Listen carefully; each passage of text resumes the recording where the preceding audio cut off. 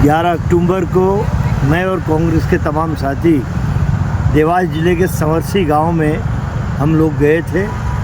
वहाँ पे शहीद संजय मीणा का निवास है। उनकी शहादत हुई। उनके पार्थिव शरीर के साथ हम लोगों ने गांव में जुलूस निकाला। अंतिम संस्कार के बाद समय श्रद्धांजलि की सभा होती है। ये जो संजय मीणा शहीद हुए हमारे साथी, इनके दादा पीरू बा, इनके पिता लाल सिंह जी, कई वर्षों से हम लोगों के घनिष्ठ संबंध रहे। उस शहीद को श्रद्धांजलि देते वक्त मैंने विपक्ष में बैठा हूँ, मैं और मेरी कांग्रेस, मैंने अपने कर्तव्य को निभाते हुए याद दिलाया। वहाँ जो जनप्रतिनिधि बैठे जिनमें दम नहीं है, मैंने याद दिलाया कि पास 2 किलोमीटर दूर यहाँ से कुलाला गांव है, वहाँ संदीप यादव शहीद हुए थे।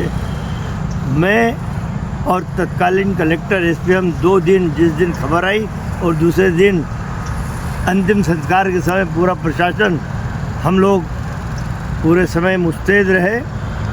ससम्मान अंत्येष्टि की और 1 दिन बाद ही मैंने 1 करोड़ रुपए का चेक उस शहीद के परिवार को लाके दिया। एक व्यक्ति को शासकीय नौकरी दिलवाई।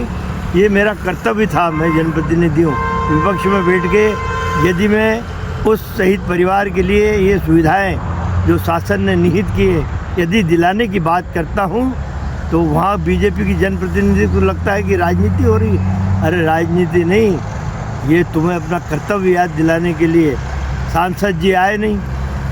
सांसद जी दिल्ली बैठते हैं, रक्षा मंत्री राजनाथ सिंह जी वहाँ बैठते हैं। उन पर भी मैंने टिप्पणी की कि भैया सांसद महोदय, शहीद के गांव तो आ जाओ, उसकी गांव की मिट्टी को माथे से लगा लो और अपना कर्तव्य निभाओ। मैंने इसलिए सांसद जी का नाम लिया कि जो वर्तमान प्रतिनिधि वहाँ बैठे थे, उनमें तो दम नहीं है कि वो दिला पाएँ। 1 करोड़ रुपए दिला दीजिए माननीय भाजपा की जनप्रतिनिधियों। उस शहीद परिवार को सज्जन वर्मा ने तो 1 दिन में दिलाया था। यदि जरा भी दम हो, यदि संवेदनाएं जीवित हों, तो एक महीने का समय देता हूँ, दिला दो।